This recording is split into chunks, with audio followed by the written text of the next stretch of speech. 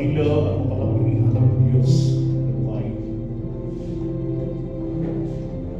Buong puso ang aming pasasalamat sa iyong kagapanan, sa iyong patuloy po na pagkalingan, sa iyong patuloy po na paggabay sa bawat isa sa amin. Buong puso ang aming pasalamat muli po sa mga sandaling ito na kami ay pinagkalooban mo ng patuloy kagalakan.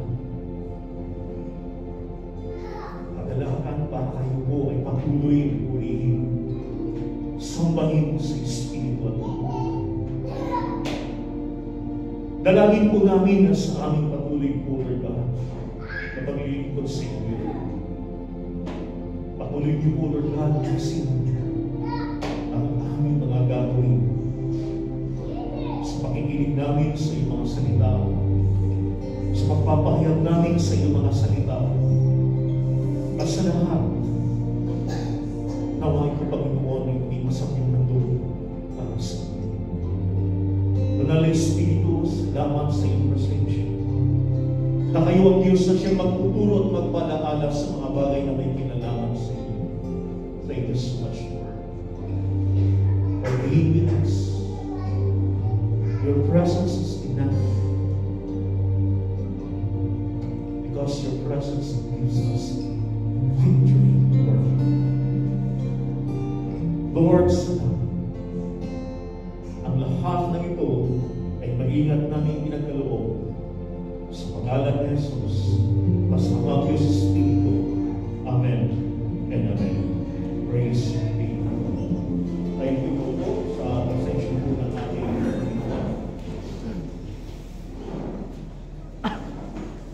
muli po sa mapagpalang umaga po sa ating lahat.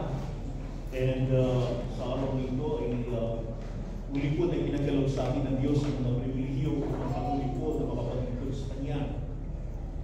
And serving the Lord, I remember, sabi doon sa Kanya mga salita, ay walang iba po patuloy po na pagpupuri at pagdakila sa ating Panginoon.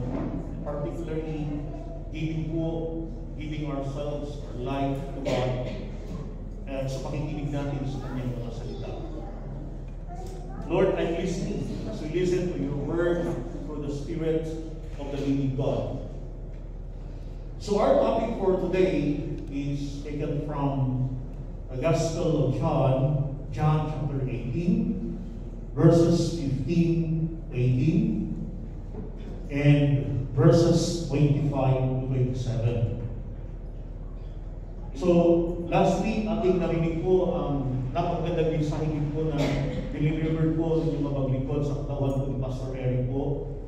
And doon po, sabi nga po niya, i-reserve po natin itong mga verses. Particularly ho, mga kapatid, dito ho sa ating tatalakayin ngayon, ito po ay patungkol ho sa buhay ni Peter. And kung paano natin ma-relate itong pag-deny niya sa ating Panginoon at ganoon din po sa ating specific na buhay araw-araw sa Christian. So, kung paano natin ma-relate po ito, ang Diyos po ang siyang magdalo sa atin. Now, our topic for today is entitled Test of Faith. Mga pagsusuri sa ating pananampalataya. Now, bago po natin po ipagpatuloy, basahin po natin itong passage of Bible. Verse 15, and Simon Peter followed Jesus, as did another disciple. Now, that disciple was known to the high priest, and went with Jesus into the courtyard of the high priest. Verse 16, but Peter stood up the door outside. Then the other disciple who was known to the high priest went out and spoke to Peter, who gives the door, and brought Peter in. Verse 17, then the servant girl who gives the door said to Peter, You are not also one of this man's disciples? Are you? He said, I am not. Verse 18. Now the servants of the officer who had made a fire of coals stood there, for it was full, and they warmed themselves. And Peter stood with them and warmed himself. Now Simon Peter stood and warmed himself. Therefore they said to him, You are not also one of his disciples, are you? He denied it and said, I am not.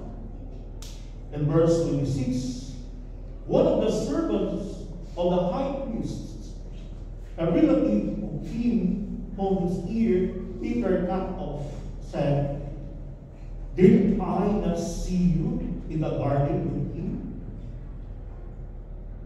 Peter then denied again, and immediately a rooster crowed. This is the word of our Lord Jesus Christ.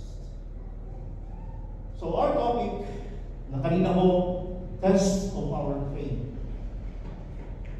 Ang the test of our faith ay nakikita ko natin na ang bawat pananampalataya ay talagang dadaan sa mga pagsubok. Dadaan po sa trials. And the question is, naranasan mo ba na subukin ang iyong pananampalataya at pagsunod sa Panginoon Kristo? Sino kayang Kristiyano ang hindi naka-experience na hindi subukin ang kanyang pananampalataya at pagsunod sa ating Panginoon? I believe na wala akong Kristiyano na hindi naranasan na masubok ang kanyang pananampalataya at maging ang pagsunod niya sa ating Panginoon. Lahat tayo ng mga Christian. Lahat tayo mananampalataya. Ito ang katotohanan.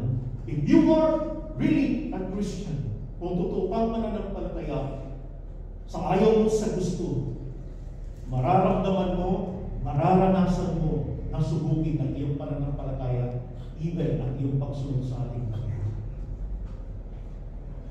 And napakalinaw po yan sapagkat maraming passages, maraming mga verses according to the Word of God na yan po nagpapatunay. Now, Jesus predicts Peter's denial. Kung ano na kung sinabi ng ating Panginoon na ang ating Panginoong Kristo ay itatatwa ni Peter. So wala ko itong pasubali, si Pedro po ay wala ko siyang may dadahilan. Now, ito ang conversation po nila. In John chapter 13, verses 37 to 38, Peter said to him, Lord, why can I not follow you now? I will lay down my life for your sake. So napakaganda yung sinabi ko ni Peter. Panginoon, bakit hindi ako makakasunod sa iyo? Susunod ako sa iyo, Panginoon. Lord, handa kong ialay ang aking sarili, maging ang aking buhay para sa iyo. Ano ang sagot ng ating Panginoon? Says that Jesus predicts Peter's denial. Jesus answered him, Will you lay down your life for my sake? Most assuredly, I say to you, the rooster shall not crow till you have denied me 3 times. Ano kaya sa palagay ninyo ang naging mukha dito ni Pedro? Ha? Ganun mo ba? Hindi ko po alam yun. Panginoon. Kasi sa totoo lang, Panginoon, handa ko pong ialay ang aking sarili para sa iyo. Now, particularly sa atin po, as a believer, nasabi mo na ba ho sa inyong sarili? At sinabi mo sa ating Panginoon, Lord, handa kong ipagkaloob ang aking buhay para sa iyo. Patutulan mo, maraming nagsabi mo yan. Pero ang tanong, nasaan ako sila? Yan ang tanong, nasaan ako sila? Marami nagsabi, Pastor, Brad, may time din po na restore sila ng ating Panginoon. Yes. Kasi hindi natin alam ang mga susunod na gagawin ng ating Panginoon. Sabi naman po ng iba, Brad, siguro sis, Pastor, hindi natin alam, baka tuluyan na silang wala. Now, tingnan niyo po yung katabi niyo. Natatandaan niyo po ba yung katabi niyo po nung nakaraang linggo? Salamat sa Diyos na dyan pa rin siya. Amen? Except lang yung wala ko dito kasi mayroon mo siyang tungkulin or mayroong pinupuntahan. Di ba? So, nakakalungkot mga kapatid na every Sunday, iba-iba yung katabi mo. Sino naman itong katabi mo? Hindi kilala. At yung dati mong kakilala, wala na rin sa panamang. The disciples of God. Now, thanks be to God na ang ating Panginoon nagpauna na po doon sa nais at isip at plano ni Pedro. Because God is so very powerful. Now, first part of our topic is following Jesus at a distance. Ano ibig sabihin nito, following Jesus at a distance? Sumunod kay Jesus sa malayo na pagitan. Okay, next. In verse 15, and Simon Peter followed Jesus, and so did another disciple. Now, that disciple was known to the high priest, and went with Jesus into the courtyard of the high priest. So, inanalis po natin, ano po itong nakalagay sa verse na ito? Si Simon Pedro sumunod sa ating Panginoong Jesus. At that time, ang ating Panginoon, dadalhin na siya para siya po ay interrogate, para siya po ay tanungin, at siya po ay dadaan po sa hukuman. Okay. And sabi nga po dito, and Simon Peter followed Jesus. And so did another disciple. Sino kaya ito? May tatlong pangalan na binanggit according to the Bible scholars. According doon sa mga magagaling at tatalino. Una, si Nicodemo. Pangalawa, si Joseph of Arimathea. Pero po ang ikatlo, walang iba kundi si John the Beloved. Ang pinakamalapit at sabi ko dito, yan po ang example. Makikita ho natin sa tatlong ito, sabi nga ho dito, so then another disciple. Kasi ho, ang disciple na ito ay malapit sa puso ng ating Panginoon. Kaya nga siya binasagad po doon na siya po yung disciple na kung nasaan ang ating Panginoon. Now, the disciple was known to the high priest. Sino ba yung priest at that time? Si Caiaphas. Presently. And he went with Jesus into the courtyard of the high priest. Now, let's continue. Peter and another disciple followed Jesus. Kaya kung nabanggit po dito na pinakamalapit po dito ay walang iba kundi si John the Beloved, the author of this gospel. Sapagkat kilala niya ang high priest at that time, si Caiaphas, at time, kilala din po siya ng doorkeeper na babae. Sapagkat hindi ka basta-basta papasukin doon sa courtyard, sa palace, kung wala po kang permiso at hindi ka papayagan. You know why? Sapagkat ang tatay po ni John the Beloved ay nagsusupply ng isda doon sa palace. Si Zebedee. Ibig sabihin po, siya po ang lagi mo na naroon sa palace ngayon. Kaya kilala din po ang kanyang anak na si John the Beloved. Now, so titingnan po natin, the Gospel accounts according to Matthew chapter 26, verse 58, Mark chapter 14, verse 54. Tinan mo natin yung mga accounts po ng mga Gospel na ito, kung paano sila nagkasama tugma-tugma. And Luke chapter 22, verse 54. Ang lahat ng ito, sinabi ko dito sa mga verses, chapter na ito, Peter followed Jesus at a distance. Sumunod si Pedro sa ating Panginoon na may malayo at na may distansya. Before na mahuli ang ating Panginoong Jesucristo, si Peter ay malapit kay Jesus. At lumalapit siya. Kaya nga ho, sabi ko niya sa kanyang sarili, Panginoon, handa ko pong ialay ang aking sarili alam-alam sa inyo kahit kamatayan. Handa ko pong ialay. Peter stood at the door outside, found in John chapter 18, verse 16. Nandulog po siya sa labas. Particularly, kasi hindi nga ako siya makakapasok dahil hindi siya kilala ng doorkeeper, babae. So, ginawa po ng isang disciple na ito, lumabas at sinabi kay Pedro, papasukin kita, ipapaalam kita sa doorkeeper kasi kilala ko ng doorkeeper. Sa madaling salita, siya po ay nakapasok.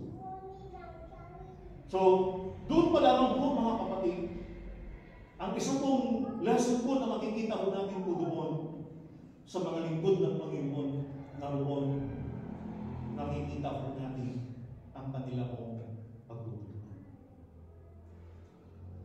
Following Jesus at a distance means not walking close to Him.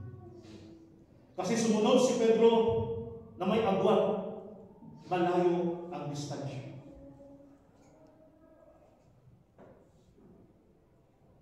Naalala ko yung kanta, from a distance, God is watching us.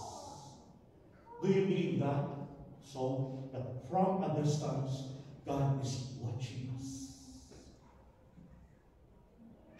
In the book of Acts, aklat po ng mga gawa, in the book of Epistles, ang Diyos ay hindi malayo para sa atin, sapagkat ang Diyos ay nasa ating puso. Amen po ba? Anytime na tawagan natin ang ating Panginoon at kaugnayin natin ang ating Panginoon, ang Diyos ay malapit sa ating puso sapagkat nandiyan siya. Although hindi malapit sapagkat narito siya sa ating puso. Christ dwell in your heart. Christ dwell in us. Nanahan sa ating mga buhay at sa ating puso. Kaya napakadali mo na dumulog sa ating Panginoon. Particularly kapag wala mong mga hindrance na kasalanan. Pero bakit kaya maraming mga Christians na pagdating ko sa kanyang pagsunod sa ating Panginoon, bakit pakiramdam ko parang napakalayo ang kanyang distansya? In what way, particularly? Just for instance, for example, sa kanyang intimate na relasyon sa ating Panginoon. Intimacy. The word intimate relationship, yung close relationship na sa ating Panginoon. Masasabi mo ba na ikaw ay mayroong close na relasyon sa ating Panginoon Kristo? Masasabi mo ba na ang inyong pakikipag-ugnayan sa ating Panginoon ay talagang intimate? Very close kayo ng ating Panginoon. Hello? Paano natin masasabi, Lord, close na close ako sa inyong Panginoon. Yung relasyon ko sa inyo ay napaka-intimate, Panginoon, kung bihira talaga talaga. Tanungin niyo ulit natin. Ilang beses po kayo na natalangin sa isang araw. Minsan pala, minsan kayo nagbibilang, Pastor, every now and then nagbibilang, bawat minuto sa Diyos. Pero marami din hong nagsasabi Minsan lang po ako nagpipray kapag may kailangan. Kapag nagpipray nga ako, takunan eh. Pero Kristiyano ako. Bakit ito? Kapag nagpipray kasi ako, hindi ko naman sinusunod yung itinuturo ng Panginoon sa Matthew chapter 6. Ano ba itinuturo ng Panginoon? Our Father who art, hallowed be thy name, thy kingdom come, thy will be done on earth as it is in heaven. Give us this day. Give us today our daily bread.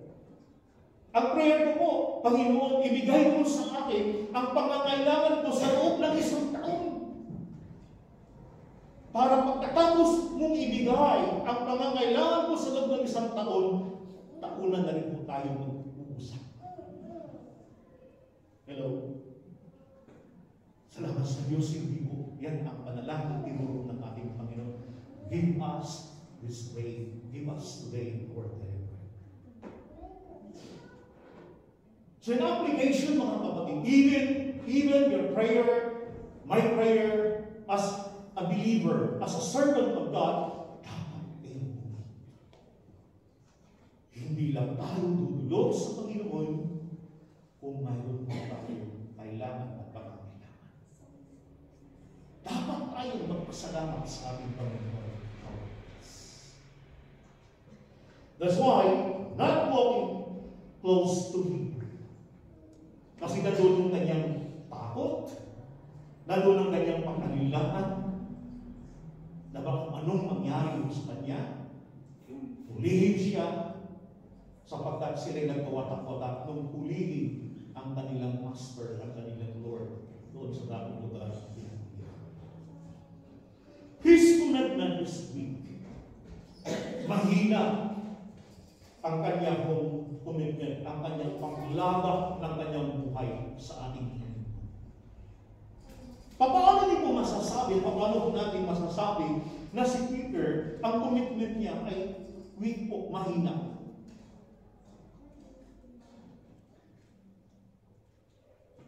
Kasi kung si Peter po, mga kapatid, ay walang takot at walang pangamba, at si Peter ay hindi nag-atubili. Nagdulog at ilapit ang kanyang sarili maging sa oras na kung saan delikado nakahanda si Peter. Now, tingnan mo natin sa mga susunod na mga pangyayari. Then the servant girl who came to the Lord said to Peter, "You are not also one of these man's disciples? Are you?" Verse 17. So may nakapansin po sa kanya, isang babae. Servant's girl. Ano ho ang sinabi? Di ba isa ka sa disipulo? Isa ka sa alagad ng tao nito.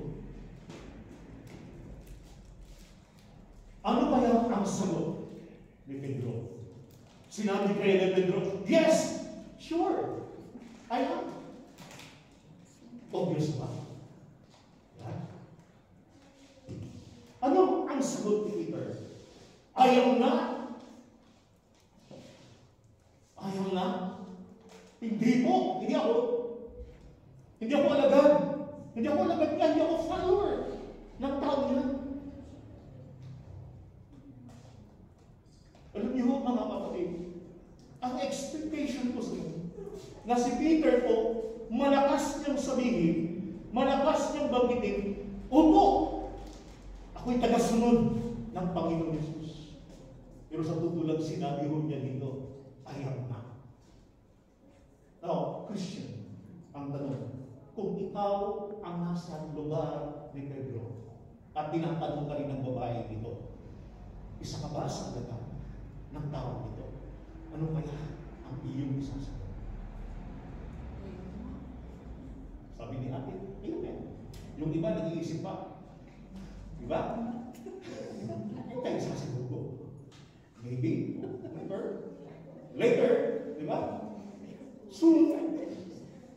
Pero alam niyo mga kapatid, ngayon ang sagot ko, hindi ako. Hindi ako. Diniginahin niya ang Panginoon. Paano itong si Sister Cora at si Brother Alex ay mamamasyal sila sa SM.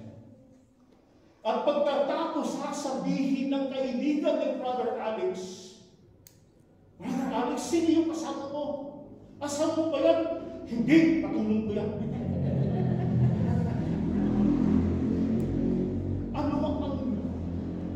Ano kaya ang magiging salubogin, maging damdamin ni Sister Cora kapag narinig yun? Inulit pa, katulong ko yan. Huwag mong sabihin na asawa ko yan. Wala dito ang asawa ko, katulong ko yan. Eh, kita ko na bibit-bit na mga dala. Nako, yari ka mamaya pag may sa bahay.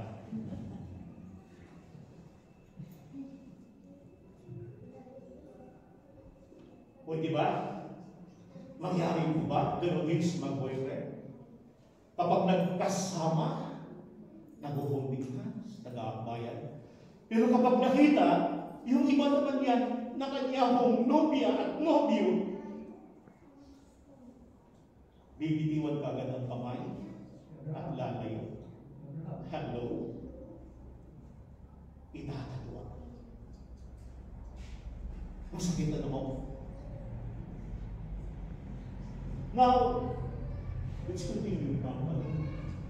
Peter denied that he was a disciple, a follower of Jesus. A disciple is a follower of Jesus. Pag sinabi mong disipulo ka ng Panginoon, alagad ka ng Panginoon, susunod ka sa Kanya. That's why a disciple is the one who follows the teacher and his teaching. Ang isang alagad ng Panginoon, siya ay sumusunod sa Panginoon, siya ay tagasunod sa Panginoon, at siya po ay sumusunod sa mga itinuturo ng Panginoon. Hindi dapat paghiwalayin na susunod ako sa Panginoon, pero sa salita ng Diyos, hindi ako susunod. Hello? Dapat tayong sumunod sa Panginoon at nararapat tayong sumunod sa Diyos at nararapat din tayong sumunod sa salita ng Panginoon.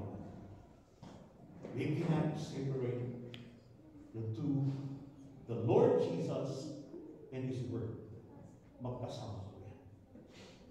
Kaya nga po ang isang alagad ng Panginoon, mahal niya ang Diyos, mahal din po niya ang salita ng Diyos.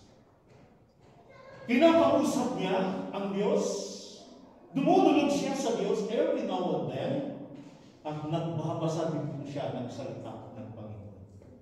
Tanong, very consistent po ba tayo sa ating pagbabasa sa salita ng Panginoon? O tulad ng natanong ko, sabi ko, Brad, ilang bisis po kayong nagbabasa ng salita ng Panginoon? At sabi niya sa akin, kung may time.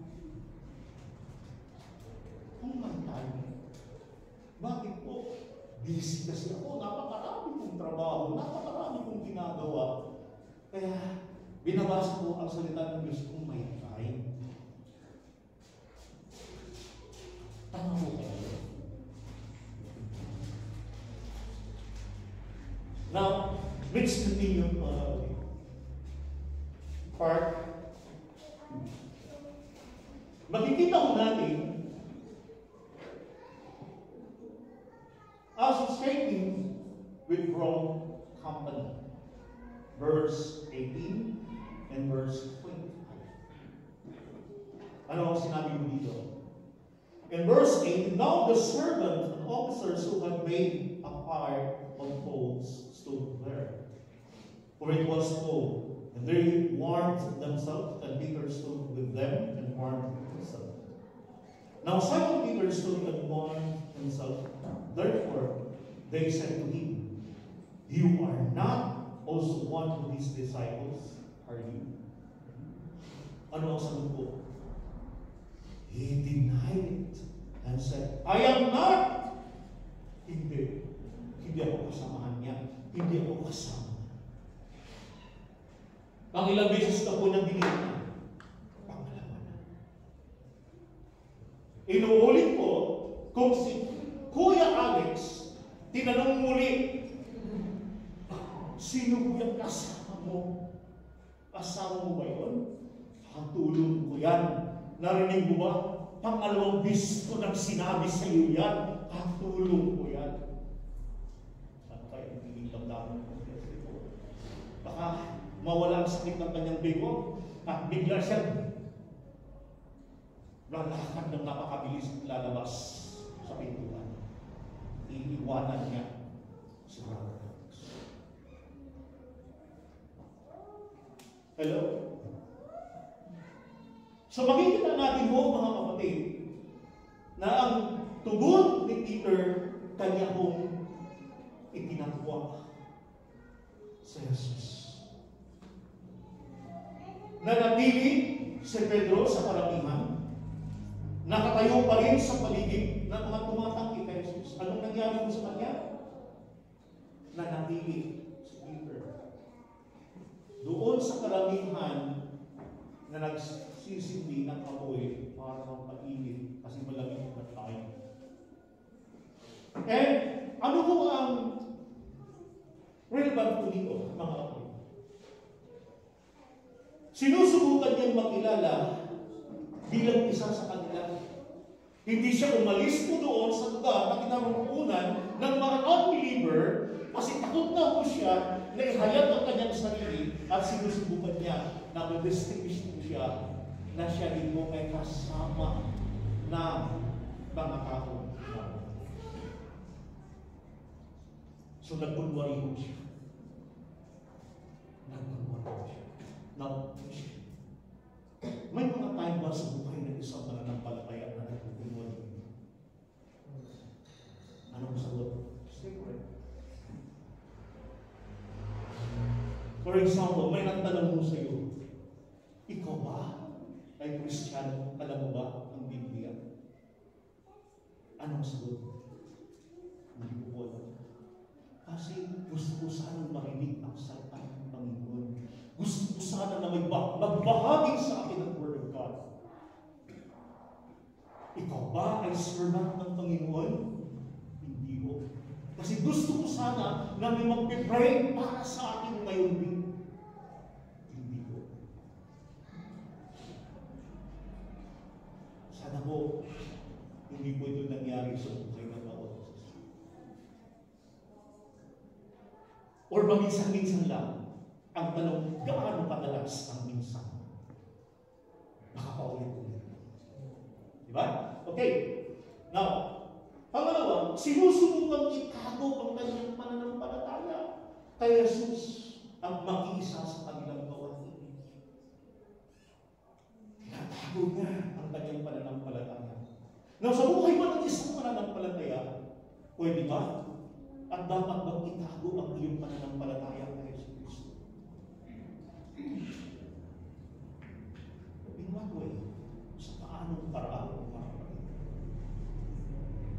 Now, sinasabi ko natin na ang iglesia ito ay palaki ng palaki sa biyaya ng ating Panginoon. Pinapatatag at pinapatibay ng Panginoon ang iglesia ito dahil sa tulong sa grasya ng ating Panginoon. Now, ang tanong, ano po ang part ng bawat isa sa atin? Lord, kayo na po, Panginoon, ang mag-aakay. Kayo na po, Panginoon, ang mag-preach ng salita. Mayroon tayong part.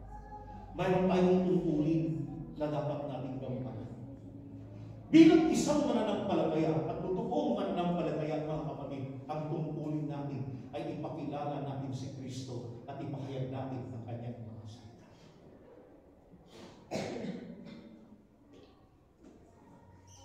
At yan ang katotohanan. Yan. So makita ko natin, subalit itong si Peter, sinusubukan niyang itago ang kanyang pananampalataya. Sinusubukan niya hindi siya magsalita, particularly doon sa gitna ng mga unbeliever. Ang purpose, mga kapatid, kung bakit din po tayo niligtas ng Panginoon, ay hindi lang po tayo piling makasama ng ating Panginoon, kundi ang purpose ng ating Panginoon, He must also fulfill or do the Great Commission. Dapat natin gawin ang inaalas ng Panginoon sa atin. So, malinaw yan. Next. In 1 Peter chapter 3, verse 15, sabi po dito, but in your hearts, prepare Christ as Lord.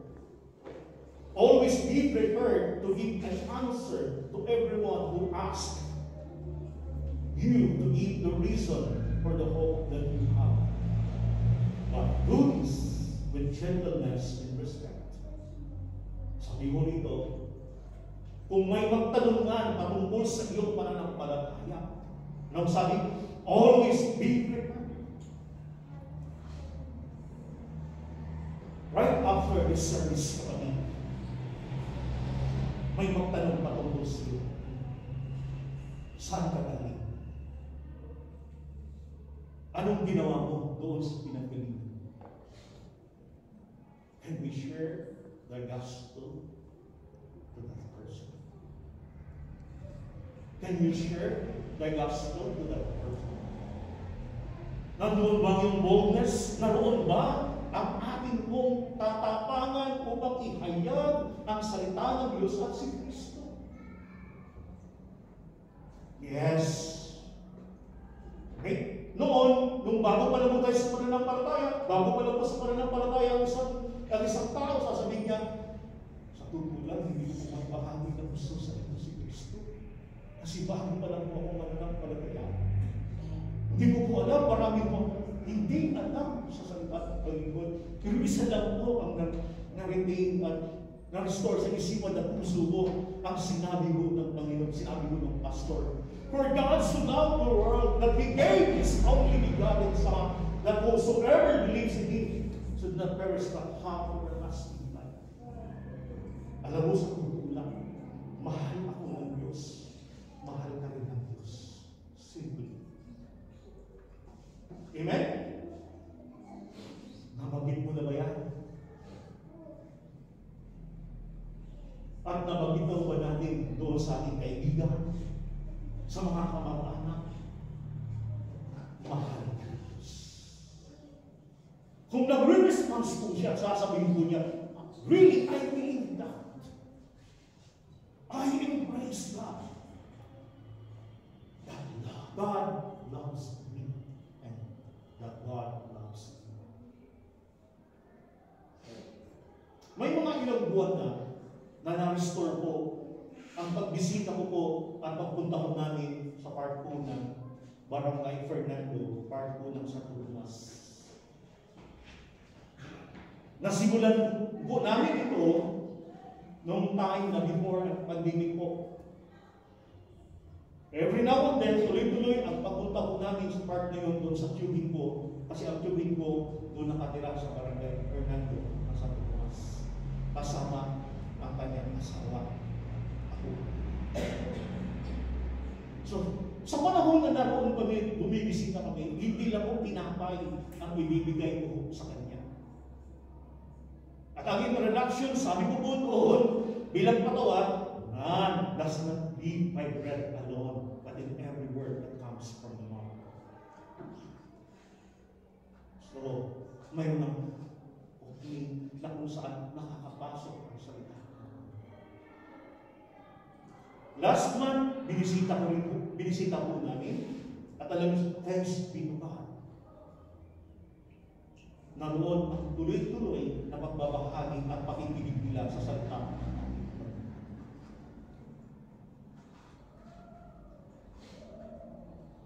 Napakaganda, sapagkat ang layunin ng bawat isa sa atin, ang ating lingkod na dapat gawin, one of our responsibilities is to bring back family to Christ. Dalhin natin at ibalik natin ang pamilya natin, particularly kay Kristo. Yes, of course, it is your responsibility. It is my responsibility, my own immediate family. family. At balik at bahaginan ang aking pamilya, ang aking mga mahal sa buhay kay Kristo. Salamat sa Diyos. At alam niyo, mga kapatid, nakikita na mo sa church nito. Nakikita na po sa bawat mananampalataya. But do this with gentleness and respect.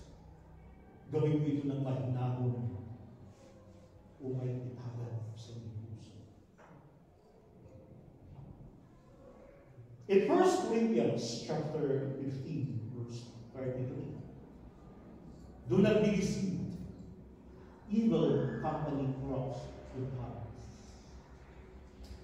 Pero ginawa ni Peter, nanatili po siya doon sa lugar na naroon ng mga unbeliever. Eventually, hindi siya nag-share ng word of God. Nakiumpok po siya at isang time nakikinig doon sa mga usap-usapan. I don't know kung nakisawsaw siya. I don't know kung siya din po ay nakisa doon sa mga usapan ng mga tao. Kasi wala naman po sila. Pero nanatili po siya. So do not be deceived. Evil company corrupts good habits. Kung mananatili ka sa mga tao na ang kanilang ginagawa ay walang iba kundi ang maglasing araw-araw, tapos isa kang Kristiyano at hindi ka nagbabahagi ng salita ng Diyos at pupunta ka doon sa grupo ng mga tao na walang ginagawa ang mag-inom at maglasing araw-araw. Ano kaya ang mangyayari sa isang Kristiyano na hindi mo nagbabahagi ng salita ng Diyos ngunit nagbababad sa grupo ng mga tao?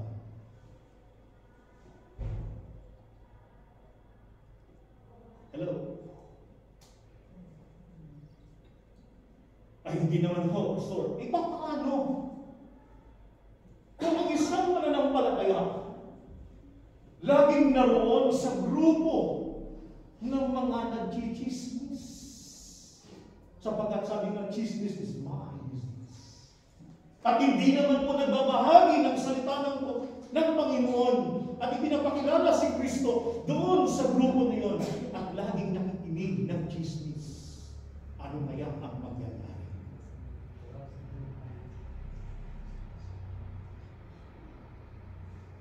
Siyempre, kaya nga po mga kapatid, ito ang pagbubulag. That's why we not be deceived. Evil company corrupts good habits. Part 3, wavering faith. What is wavering faith? Wavering faith means magpaurong-sulong sa pananampalataya. Kung ang tugtog dito is cha-cha. Sino pong magaling sumayaw ng cha-cha? Ako, marunong kong sumayaw ng cha-cha. Isang pakabanti, dalawang atras.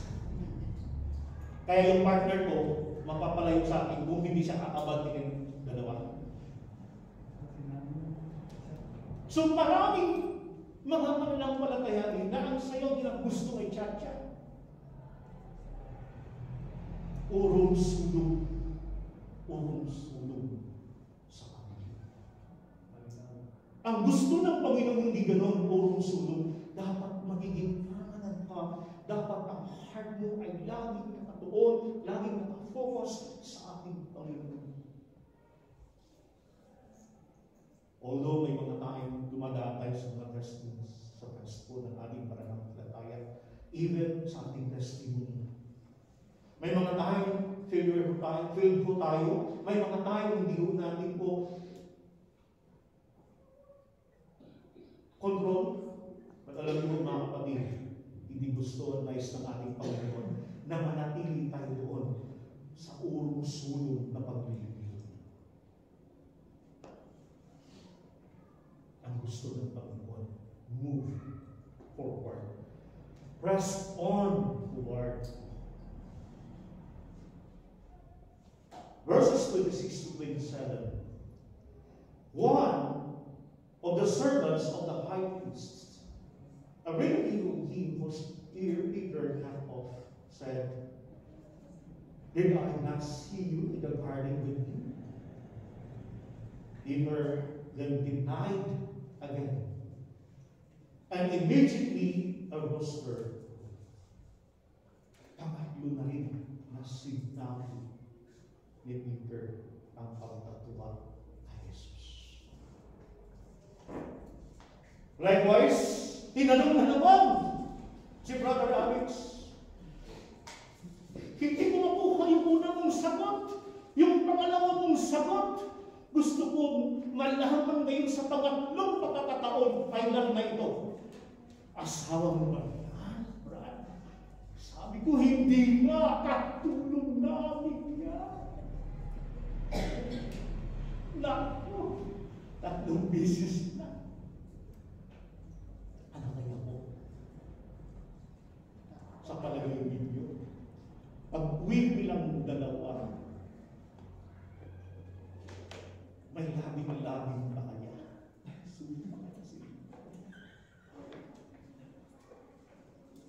Pero alam niyo ba, iba ang Panginoon.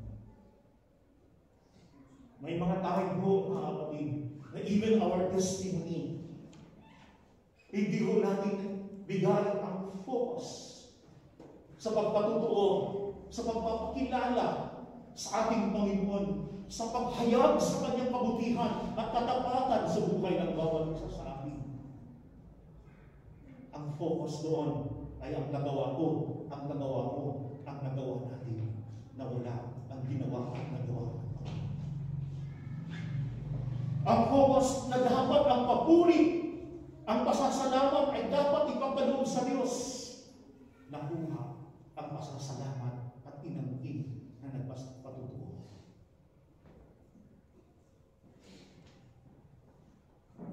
Kaya nga mga kapatid, wavering faith. Why? The question is, why? Bakit? Bakit kaya? Feared. Why? Kasi alam niyo mga kapatid, kilala niya.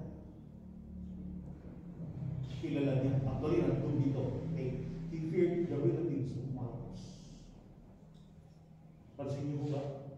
Na relative po ng servant. Ang isa sa mga nakapansin ay Peter. Natakot siya. And he feared the crowd might do to him. Natakot din siya sa mga taong kapaligid sa kanya kung ano ang gagawin nila sa kanya. Baka isama siya sa pagbato. Baka isama siya na patayin. He feared the relatives of Marcos. He feared the crowd. Denial shows that we fear men more than we fear and revere God. Kaya nga ho ang pagtatwa.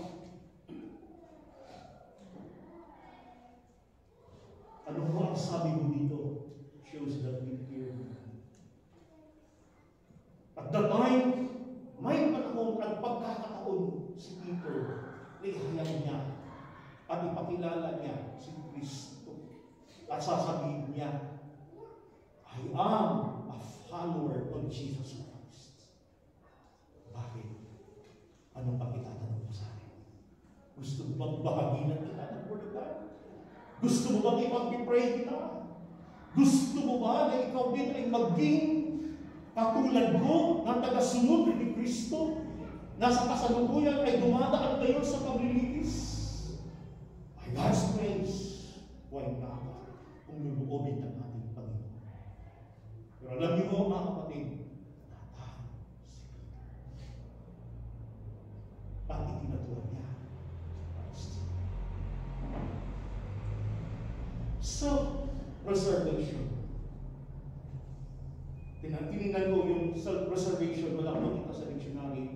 Tinignan ko dito, self-preservation. Ano ba ibig sabihin dito, mga kapatid? Pag-iwas o pagtatanggol sa sarili laban sa kapinsalaan o kamatayan. Dahil nga po, mga kapatid, sa kanyang takot, Doon sa mga tao nakapaligid sa Kanya, sa mga tao nagtatanong sa Kanya, at nagsasabi, ikaw yun. Isa ka sa mga tagasunod, isa ka sa disipulo ng taong ito na narito ngayon na nililinis na si Jesus. Nakita kita ko. Pero 3 beses po niyang hinihintay.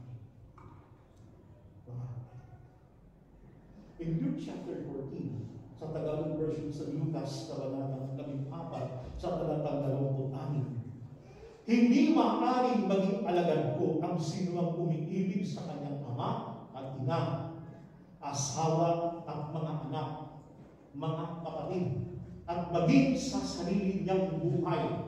Salamat sa Diyos may tawdo. Na, basahin po natin, na mahina na higit sa akin. Higit kay Jesus. Hindi po sinabi ng banal na kasulatan na huwag mong mahalin ang asawa at ibigin mo ang iyong asawa. Huwag mong mahalin at ibigin ang iyong mga anak. Huwag mong ibigin at mahalin ang iyong pamilya. Hindi po sinabi ng Panginoon. Pero ang sabi ng ating Panginoon, bilang alagad niya, nang higit sa Kanya.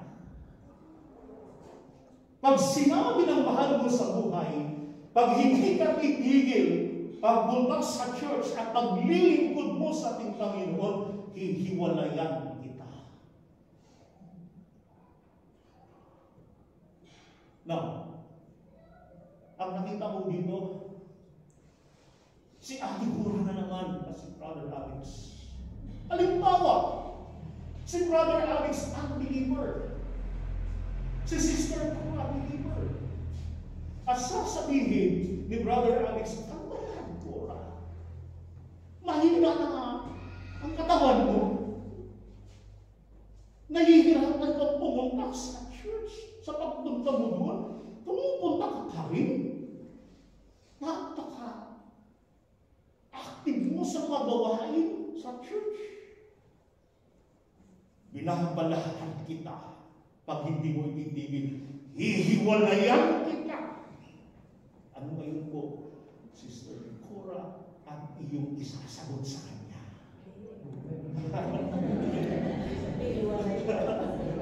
Baka ang sagot sa Cora, thanks be to God! Matagal ko lang hinihintay ito.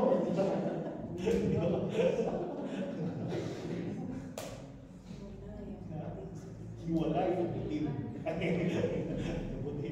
So mga kapatid, hindi ko yun ang sagot ni Sister Gura. Patuloy pa rin siya na maglilingkod at magsiserve sa ating Panginoon. Hindi dapat mag-iwim ang kanyang pananampalataya sa ating Panginoon.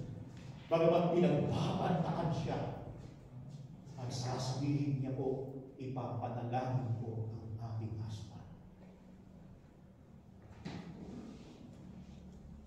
Ipapanalangin po siya.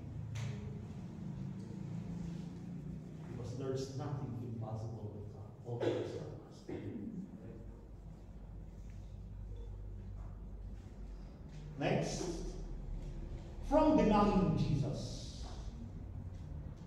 This is the conclusion. From denying Jesus, following at a distance, associating with the wrong company, and wavering in faith. Ano pa yan? Ang nangyari.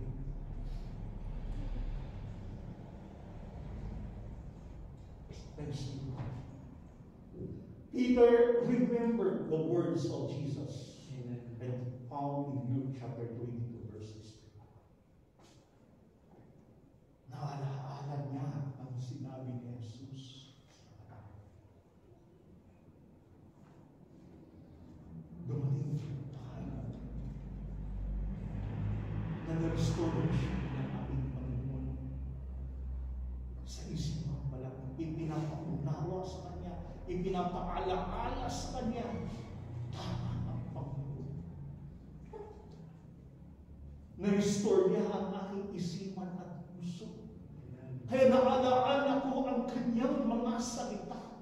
Sa kabila po ng aking pag-deny sa Kanya ng 3 beses, consistently, sa kabila po ng pagtatwa ko sa Kanya, napakabuti ng Panginoon, napakabait ng Diyos, at ang pag-ibig ng Panginoon ay napakadakila sapagkat ipinapaalaala ng Panginoon sa atin ang Kanyang mga salita.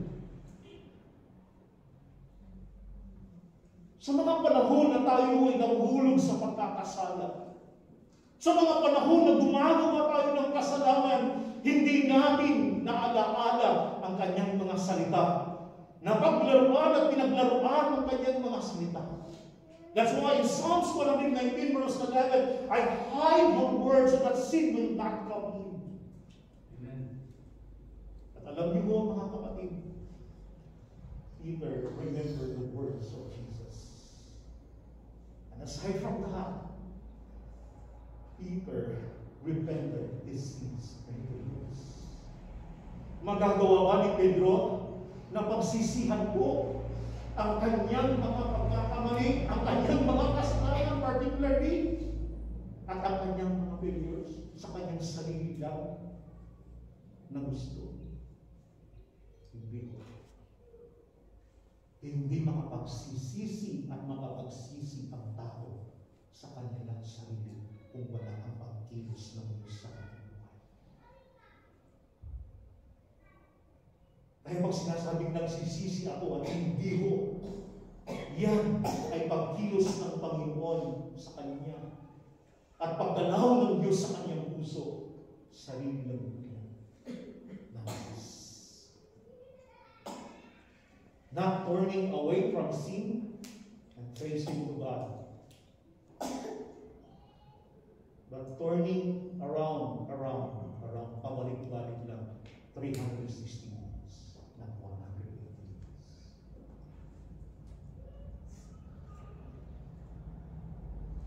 Jesus Christ prayed to his Simon Peter in Luke chapter 22, verse 30. Jesus said, Simon Peter, I have prayed for you that your faith will not fail. I have prayed for you that your faith will not fail. Ipinapanalangin kita para hindi lubusan na mawala ang iyong pananampalataya. Hindi mawala ang iyong pananampalataya. Mga kapatid, maaari ang ating pananampalataya ay dumadaan sa pagsubok, dumadaan sa mga testings, dumadaan po ito sa ano-anuman na mga test, mga kapatid. Salamat sa Diyos, my great intercessor po tayo, ang ating Panginoon. Ipinapanalangin ng Panginoon, hindi ang bulsa mo. Ipinapanalangin ng Panginoon, hindi ang wallet mo. Ipinapanalangin ng Panginoon ang iyong pananampalataya sapagkat napakahalaga ng iyong pananampalataya.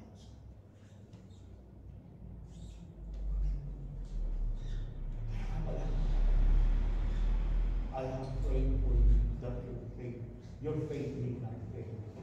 And when you turn back, strengthen your brother, exhort your brother. At kapag ikaw ay nagbalik loob na sa akin, patatagin mo ang iyong kapatid sa pananampalataya. Sabihin niyo po sa kapatid, walang sino man sa atin na hindi po nahulog sa pagkakasala. Subalit palalakasin kita sa tulong ng Panginoon. Patatatagin kita sa tulong ng Panginoon. Yan ang nais ng Panginoon. Hindi yung, anong nangyari kay brother? Anong nangyari kay sister? Ngayon, bumalik sa dating gawin. Bakit kasi? Buti ka sa kanya. Sabi niya sa buti nga. Buti nga sa kanya. Hindi mo. Salamat sa Diyos. Very clear of Luke chapter 22 verse 3. Strengthen your heart. Now, ito yung pabakong na tanong. Sa paano paraan kaya natin maitatagwa o naitatagwa si Yesu Kristo at ang kanyang sanda. Yan. Ako natin sa kahibuyan sa ating mga pagpilitinay, sa ating pag-uwi, sa paanong paraan kaya natin maitatagwa o naitatagwa si Yesu Kristo at ang kanyang sanda. So let's come before the presence of God. Let's bow your head. Lord, salamat po sa pag-uwi ng salamat na restore niyo po ang inyong mga lingkod. Ang buhay niyo po. At walang masamahan pag yung gusto kami nagpapasalamat sa inyo. May mga panahon na nakulog kami sa mga pagkakasama. May mga panahon na hindi ko namin nagawa, nais niyo po ipapabasa. May mga panahon na kuklasan po kami ng Diyos. May mga panahon, Panginoon Diyos, na malayo ang agwat sa inyo, Lord. We follow the distance. Subalit, Panginoon, salamat. Kayo po ang dakila namin ng Panginoon, tagapagligtas. Ibinapanalangin niyo po kami. Ganun po kami kakalakasan. Ganun po kami kamahal ninyo, Panginoon, sapagkat ipinagkaloob mo sa amin ang iyong buhay dun sa Kristo Kalbaryo.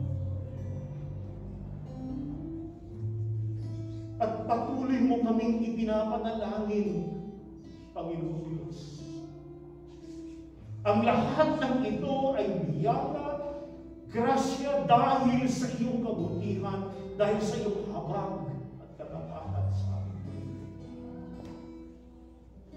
Kaya kami narito at patuloy na maglingkod sa inyo.